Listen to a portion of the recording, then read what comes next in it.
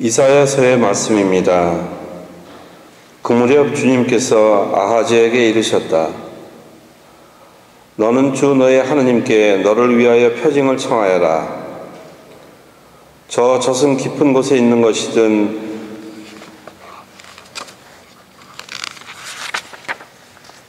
저 위 높은 곳에 있는 것이든 아무 것이나 청하여라. 아하즈가 대답하였다. 저는 청하지 않겠습니다.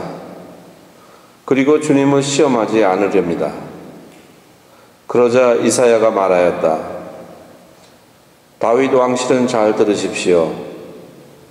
여러분은 사람들을 성가시게 하는 것으로는 부족하여 나의 하느님까지 성가시게 하려 합니까?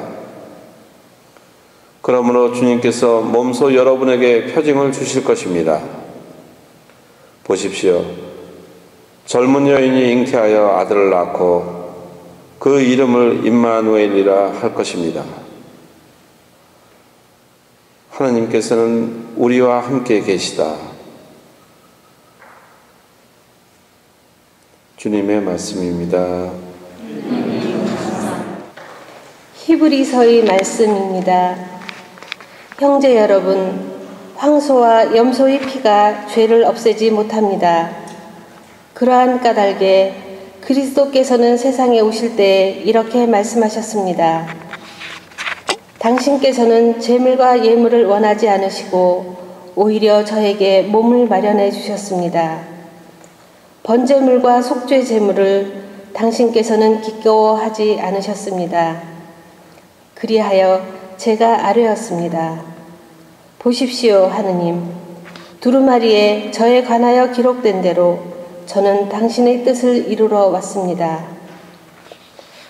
그리스도께서는 먼저 제물과 예물을, 또 번제물과 속죄 제물을 당신께서는 원하지도 기꺼워하지도 않으셨습니다. 하고 말씀하시는데, 이것들은 율법에 따라 바치는 것입니다. 그 다음에는 보십시오. 저는 당신의 뜻을 이루러 왔습니다. 하고 말씀하십니다. 두 번째 것을 세우시려고 그리스도께서 첫 번째 것을 치우신 것입니다. 이 뜻에 따라 예수 그리스도의 몸이 단 한 번 바쳐짐으로써 우리가 거룩하게 되었습니다. 주님의 말씀입니다. 주님께서 여러분과 함께 루카가 전한 거룩한 복음입니다.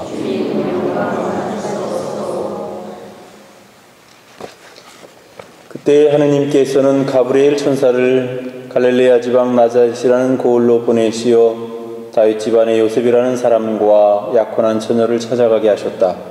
그 처녀의 이름은 마리아였다. 천사가 마리아의 집으로 들어가 말하였다. 은총이 가득하니여 기뻐하여라. 주님께서 너와 함께 계시다. 이 말에 마리아는 몹시 놀랐다. 그리고 이 인사말이 무슨 뜻인가 하고 곰곰이 생각하였다. 천사가 다시 마리아에게 말하였다. 두려워하지 마라, 마리아야. 너는 하느님의 총애를 받았다. 보라, 이제 내가 잉태하여 아들을 낳을 터이니 그 이름을 예수라 하여라. 그분께서는 큰 인물이 되시고 지극히 높으신 분의 아드님이라 불리실 것이다. 주 하느님께서 그분의 조상 다윗의 왕자를 그분께 주시어 그분께서 야곱 집안을 영원히 다스리시리니 그분의 나라는 끝이 없을 것이다. 마리아가 천사에게 저는 남자를 알지 못하는데 어떻게 그런 일이 있을 수 있겠습니까? 하고 말하자 천사가 마리아에게 대답하였다. 성령께서 너에게 내려오시고 지극히 높으신 분의 힘이 너를 덮을 것이다. 그러므로 태어날 아기는 거룩하신 분 하느님의 아드님이라고 불릴 것이다. 네 친척 엘리사벳을 보아라. 그 늙은 나이에도 아들을 잉태하였다. 아이를 못 낳는 여자라고 불리던 그가 임신한 지 6달이 되었다. 하느님께는 불가능한 일이 없다. 마리아가 말하였다. 보십시오. 저는 주님의 종입니다. 말씀하신 대로 저에게 이루어지기를 바랍니다. 그러자 천사는 마리아에게서 떠나갔다. 주님의 말씀입니다. 예, 오늘은 주님 탄생 예고 축일, 전에는 성모 영보 대축일이라고 하던 축일입니다.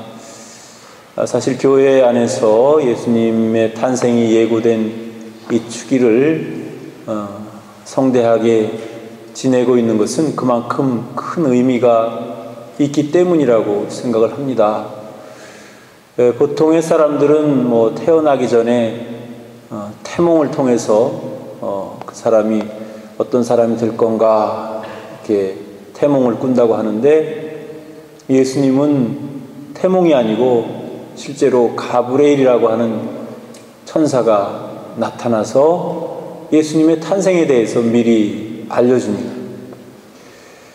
그리고 그 알려주는 대상은 훌륭한 사람도 아니고 또 똑똑한 사람도 아니고 그저 산골의 어느 열심한 처녀였습니다.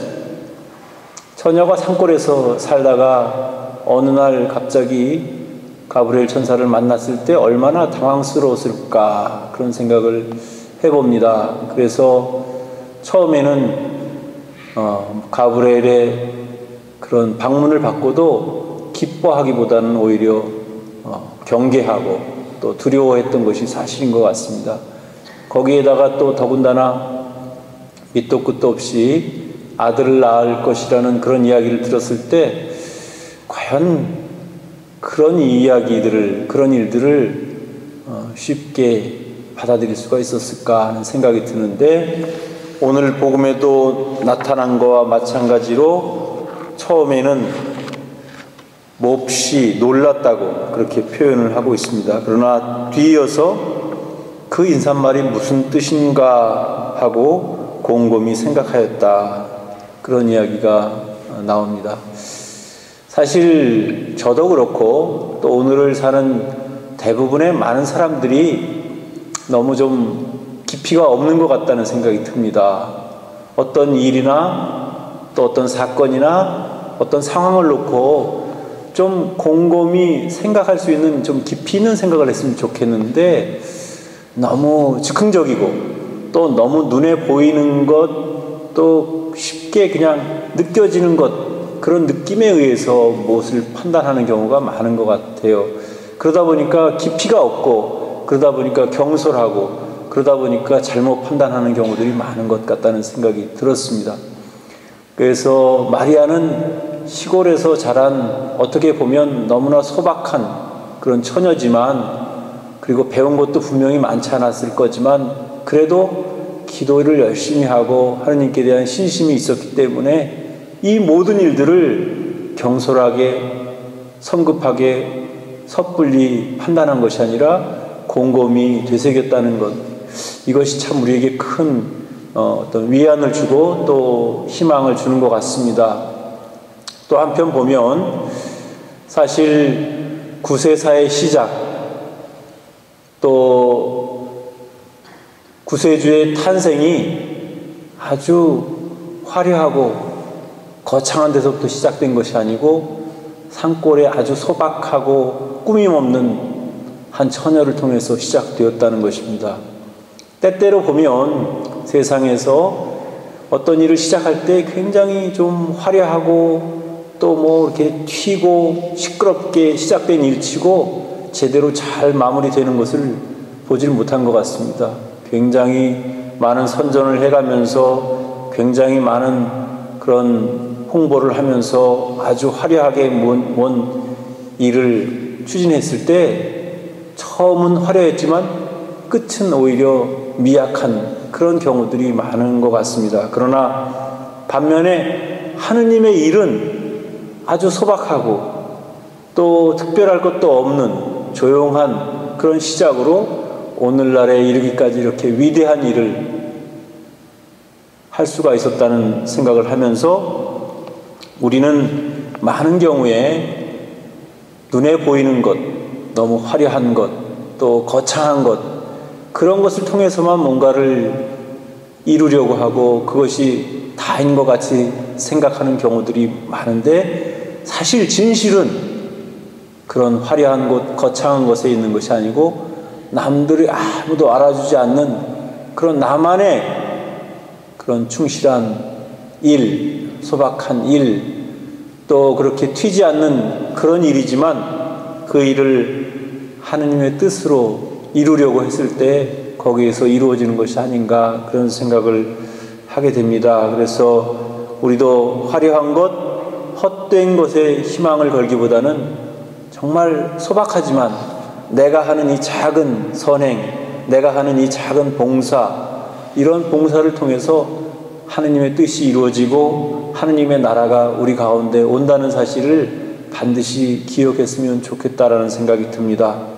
사순시기는 특별히 우리 자신을 되돌아보는 시기입니다. 그동안 우리가 하느님의 자녀로서 얼마나 충실하게 살았는지 스스로 되돌아보고 혹시 부족한 점이 있다면 그 부족한 점을 우리가 메꿔 나갈 수 있도록 통회와 회개와 절제의 그런 마음으로 이 기간을 잘 보냈으면 좋겠습니다. 이것은 지극히 저의 개인적인 느낌이긴 하지만 작년보다는 오히려 사순절을 보내는 우리 교우분들의 자세가 굉장히 경건한 것 같고 또 오늘 같은 금요일 날 십자가의 길에 함께 하시는 그런 교우분들도 작년보다는 훨씬 더 많이 늘어난 것 같은 그런 느낌이 듭니다. 물론 구체적으로 세보진 않았습니다. 그렇지만 그런 느낌이 드는데 여러분들도 이 사순시기를 잘 보내서 부활의 기쁨이 2배로 더 큰 부활의 기쁨이 될 수 있었으면 좋겠습니다.